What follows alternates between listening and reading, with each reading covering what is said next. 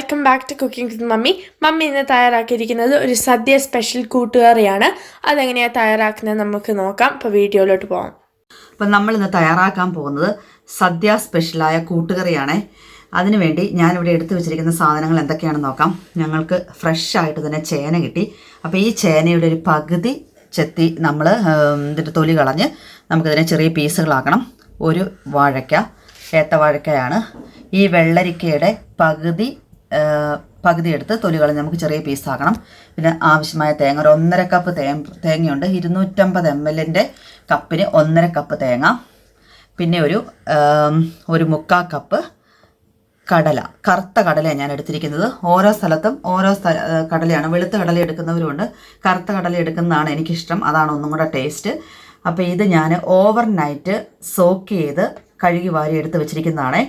ഇത് നമുക്ക് ചൂടുവെള്ളത്തിലേക്ക് ഇടുവാണെങ്കിൽ പെട്ടെന്ന് തന്നെ ഒരു 6-7 മണിക്കൂർ കൊണ്ട് നമുക്ക് സോക്കായി കിട്ടുന്ന. നമുക്ക് ഈ തേങ്ങ, ഇതിൻ്റെ ഏറ്റവും ഇമ്പോർട്ടൻ്റ് ആയിട്ടുള്ള കാര്യം തേങ്ങ കൂടുതൽ വേണം.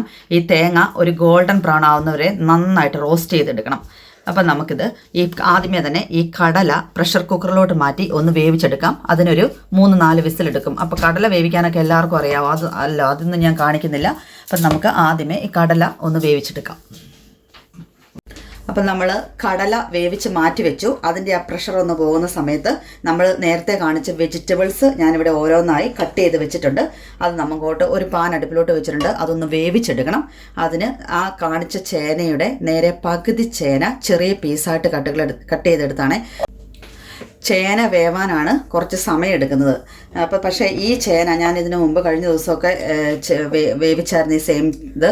അപ്പോൾ അതിന് വലിയ വേവൊന്നുമില്ല. ഇത് അധികം ഓരോ ചേനയ്ക്കും ഓരോ ചില ചേന വേവാനായിട്ട് ഒത്തിരി സമയം എടുക്കും. പക്ഷേ ഇത് പെട്ടെന്ന് വേകുന്ന ചേനയാണ്.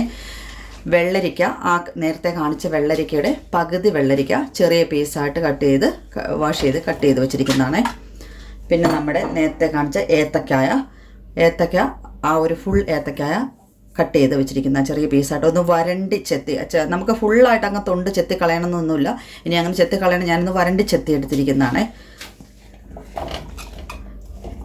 ഓരോ സ്ഥലത്തും ഓരോ രീതിയിലാണ് വെക്കുന്നത്. നമുക്ക് ഈ ഒരു 3 വെജിറ്റബിൾ, ഇനി വെള്ളരിക്കയുടെ സ്ഥാനത്ത് വെള്ളരിക്ക ഇല്ലെങ്കിൽ വേണമെങ്കിൽ കുമ്പളങ്ങായും ചേർക്കാം കേട്ടോ. ഞാനിപ്പോൾ എൻ്റെ വെള്ളരിക്ക ഉണ്ടായിരുന്നു, അതുകൊണ്ട് വെള്ളരിക്ക ചേർത്തുള്ളൂ. ഇനി നമുക്കിതിലേക്ക് ആഡ് ചെയ്യേണ്ടത് ഒരു 1/4 ടീസ്പൂൺ മഞ്ഞൾപ്പൊടി, 1/2 ടീസ്പൂൺ മുളക് പൊടി, 1/4 ടീസ്പൂൺ ഉപ്പ്, ഒരു തണ്ട് കറിവേപ്പില, പിന്നെ ഇതൊന്ന് വേവാൻ ആവശ്യമായ ഒരു 1/2 കപ്പ് വെള്ളം. എല്ലാം കൂടെ നന്നായിട്ടൊന്ന് മിക്സ് ചെയ്ത് നമുക്കിതിന് ഫ്ലെയിം കൊടുക്കാം. നന്നായിട്ട് മിക്സ് ചെയ്ത് ഇത് നമുക്ക് മൂടി വെച്ച് നമുക്ക് വേവിച്ചെടുക്കണം. അപ്പോൾ നമ്മളുടെ വെജിറ്റബിൾസ് എല്ലാം കൂടെ നന്നായിട്ടൊന്ന് മിക്സ് ചെയ്തിട്ടുണ്ട്. ഇനി നമുക്ക് ഇതിനൊരു നല്ലതായിട്ടൊരു തിള വന്ന് ഫുൾ ഫ്ലെയിമിലിട്ട് നന്നായിട്ടൊരു തിള വന്ന് മീഡിയം ഫ്ലെയിമിലോട്ട് മാറ്റി നമുക്കിതിനെ ഒന്ന് വേവിച്ചെടുക്കണം.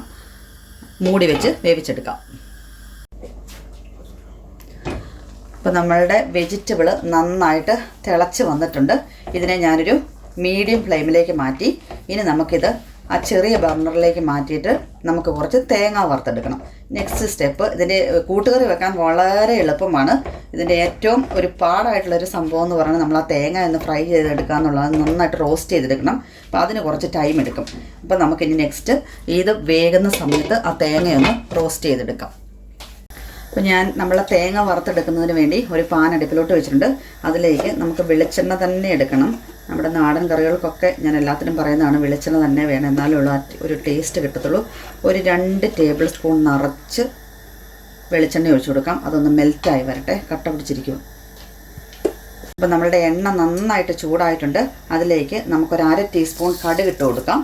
ആ കടുകെല്ലാം നന്നായിട്ടൊന്ന് പൊട്ടി വരുമ്പോൾ നമുക്ക് തീ ലോ ഫ്ലെയിമിലേക്ക് മാറ്റണം.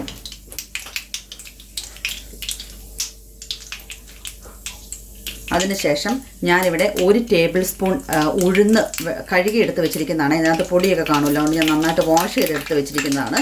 ഉഴുന്ന് ഇതുപോലെ വാഷ് ചെയ്ത് വേണം യൂസ് ചെയ്യാനായിട്ട്. ആ ഉഴുന്ന് അങ്ങ് ഇട്ട് കൊടുത്ത് ഉടനെ തന്നെ നമുക്ക് ഒരു 1/2 ടേബിൾ സ്പൂൺ നല്ല ജീരകം, കുമിൻ സീഡ് അതിവിടെ എടുത്ത് വെച്ചിട്ടുണ്ട്, അതും കൂടെ അതിലേക്ക് ആഡ് ചെയ്യാം. അതും കൂടെ ഇട്ട് നമുക്കിതിനെ ഉഴുന്നൊരു ഗോൾഡൻ ബ്രൗൺ ആകുന്നോടം വരെ ഒന്ന് ഇളക്കി കൊടുക്കാം. നമ്മുടെ ഉഴുന്ന് ഗോൾഡൻ ബ്രൗൺ ആയിട്ടുണ്ട്. തീ കുറച്ച് വേണം ഇത് ചെയ്യാനേ, അല്ലെങ്കിൽ നമ്മുടെ ഉഴുന്ന് പെട്ടെന്ന് അങ്ങോട്ട് കരിഞ്ഞു പോകും. കൂടെ തന്നെ 2-3 വറ്റൽമുളക്, ഒരു 3 വറ്റൽമുളക് ഞാനിവിടെ മുറിച്ച് വെച്ചിട്ടുണ്ട്. അതും കൂടെ ഇട്ട് ഒന്ന് ഇളക്കി കൊടുക്കാം. അപ്പം നമ്മളുടെ ഉഴുന്നും മുളകും എല്ലാം നന്നായിട്ട് ചുമന്ന് വന്നിട്ടുണ്ട്. നമ്മളിവിടെ ചിരവി എടുത്ത് വെച്ചിരുന്ന ഫ്രഷ് തേങ്ങ ചിരവി എടുത്ത് വെച്ചിരിക്കുന്നതാണ്. അത് ഇതിലേക്ക് ആഡ് ചെയ്ത് കൊടുക്കാം.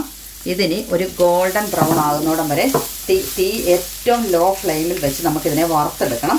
അപ്പോൾ ഇത് കൈ എടുക്കാതെ തന്നെ ഇളക്കണം, അല്ലെ പെട്ടെന്ന് കരിഞ്ഞു പോകാനുള്ള ചാൻസ് ഉണ്ട്. തീ കൂട്ടി വെക്കുകയും ചെയ്യരുത്.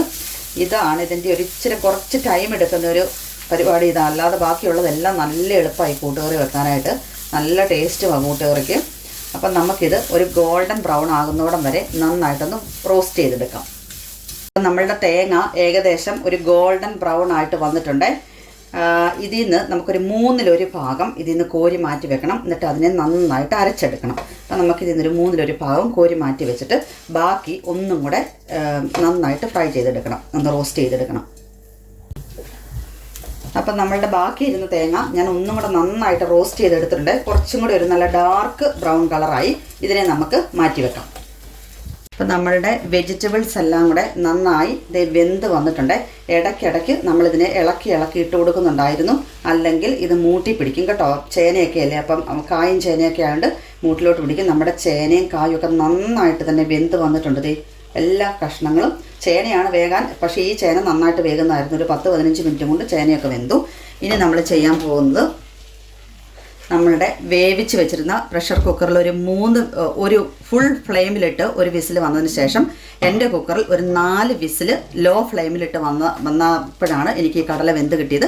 അപ്പോൾ ഓരോ കുക്കറിൻ്റെയും അനുസരിച്ച് നമ്മൾ വിസിൽ അഡ്ജസ്റ്റ് ചെയ്ത് കടല വേവിച്ചെടുക്കുക. ഇതും കൂടെ ആ വെള്ളത്തോടു കൂടി തന്നെ നമ്മളിതിലേക്ക് ആഡ് ചെയ്തു. ഞാൻ കടല വേവിച്ചപ്പോൾ അതിൽ ഒരു 1/2 ടീസ്പൂൺ മഞ്ഞൾപ്പൊടിയും 1/2 ടീസ്പൂൺ ഉപ്പും കൂടെ ഇട്ടാണ് വേവിച്ചത്. നമ്മൾ കടലയൊക്കെ ഉപ്പിട്ടാൽ വേവാൻ ടൈം എടുക്കും എന്നൊക്കെ പറയും. പക്ഷേ പ്രഷർ കുക്കറിലായതുകൊണ്ട് അല്ലാതെ നമ്മൾ വേറെ വേവിക്കുവാണെങ്കിൽ നമ്മൾ ഉപ്പിടരുത്.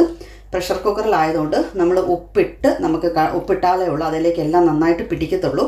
അപ്പോൾ ഇനി ഇതെല്ലാം കൂടെ കൂട്ടി ചേർത്ത് വെച്ച് നമുക്ക് ഒന്നും കൂടെ ഒന്ന് ഫുൾ ഫ്ലെയിമിലിട്ടൊന്ന് ബോയിൽ ചെയ്യാം. ഇവിടെ കടലയും വെജിറ്റബിൾസും എല്ലാം കൂടെ നന്നായിട്ട് മിക്സായി അതിനകത്തൊരു കുറച്ച് വെള്ളം ഉണ്ടായിരുന്നു. ഇത് നമ്മളൊന്ന് നല്ല കുറുകി ഇരിക്കുന്ന ഒരു കറിയായത്, അല്ലാതെ അഴിഞ്ഞ് കിടക്കുന്ന അവിയൽ പോലെയൊക്കെ ഇരിക്കുന്ന തന്നെ ആ ഒരു രീതിയിൽ അത് വരുന്നത്. കടലയൊക്കെ നന്നായിട്ട് വെന്തിട്ടുണ്ട്, എല്ലാ കഷ്ണങ്ങളും നന്നായിട്ട് വെന്തു. അപ്പം നമ്മൾ ആ തേങ്ങ മാറ്റി വെച്ചിട്ടില്ലായിരുന്നോ, 1/3 ഭാഗം തേങ്ങ നമ്മൾ മാറ്റി വെച്ചായിരുന്നു. അത് ഞാൻ അരച്ചെടുത്തത് ഇതിലേക്ക് ആഡ് ചെയ്യുവാണേ. ചില സ്ഥലങ്ങളിലൊക്കെ നമുക്ക് അങ്ങനെയും വെക്കാൻ വേണമെങ്കിൽ ഈ തേങ്ങ വറക്കാതെ ഒരു കുറച്ച് തേങ്ങയും ജീരകവും പച്ചമുളകും ഒക്കെ കൂടെ അരച്ച് ചേർക്കും. ചിലവരിങ്ങനെ ഒതുക്കിയെടുത്ത്, ഒത്തിരി അരയ്ക്കേണ്ട, ഒതുക്കിയെടുത്ത് ചേർക്കും. അങ്ങനെ വേണമെങ്കിൽ നമുക്ക് വെക്കാം. പക്ഷേ ഞാൻ അങ്ങനെ വെച്ചിട്ടുണ്ട്. അതിനേക്കാൾ ഒന്നും കൂടെ എനിക്ക് ടേസ്റ്റ് തോന്നിയത് ഈ രീതിയിൽ വെച്ചപ്പോഴാണ്. അപ്പം നമ്മളുടെ കറിയിലേക്ക് ഞാൻ അരപ്പും കഴുകിയ വെള്ളവും എല്ലാം കൂടെ ഒഴിച്ച് നന്നായിട്ട് അങ്ങ് യോജിപ്പിച്ചിട്ടുണ്ട്. ഇതിനി ഒരു 2 മിനിറ്റ് ഇതൊന്ന് കുറുകി വരണം. അതിനുവേണ്ടി ഇരുന്ന് കഴിയുമ്പോൾ പിന്നെ ഒന്നും കൂടെ കുറുകും. എന്നാൽ ഈ വെള്ളം ഇതെല്ലാം കൂടെ ഒന്ന് തിളച്ചൊന്ന് മിക്സ് ആകാനായിട്ട് ഒരു 2 മിനിറ്റ് നമുക്ക് മീഡിയം ഫ്ലെയിമിലിട്ട് ഇതൊന്ന് തിളപ്പിക്കാം. അപ്പം നമ്മുടെ കറി നന്നായിട്ട് കുറുകി വന്നിട്ടുണ്ട്.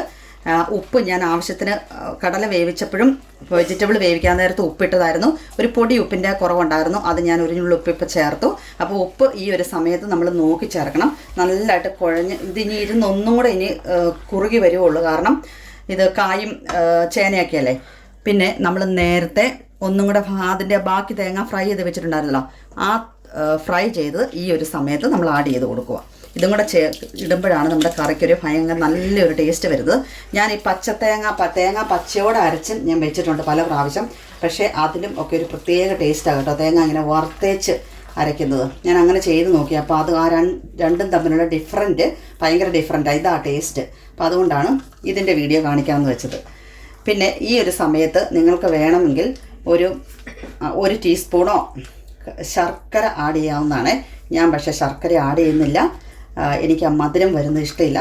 മധുരം അങ്ങനെ ചേർക്കുന്നതാണ് നല്ലത്. പക്ഷേ എനിക്ക് ആ മധുരത്തിനോട് വലിയ താല്പര്യമില്ല. അതുകൊണ്ട് ഞാൻ ശർക്കര ആഡ് ചെയ്യുന്നില്ല. നിങ്ങൾക്ക് വേണമെങ്കിൽ അത് ഈ സമയത്ത് ആഡ് ചെയ്യാം. അപ്പം നമ്മളുടെ വളരെ സ്വാദിഷ്ടമായ സദ്യയുടെ ഒഴിച്ചുകൂടാനാകാത്ത ഒരു വിഭവമാണ് കൂട്ടുകറി. അത് ഇവിടെ റെഡിയായിട്ടുണ്ട്. ഈ വീഡിയോ ഇഷ്ടമായാൽ ഇതുപോലെ ഒരു കൂട്ടുകറി നിങ്ങളും തയ്യാറാക്കി നോക്കണം. അഭിപ്രായങ്ങൾ കമൻറ്റ് ബോക്സിലൂടെ അറിയിക്കണം. Thanks for watching. Bye bye.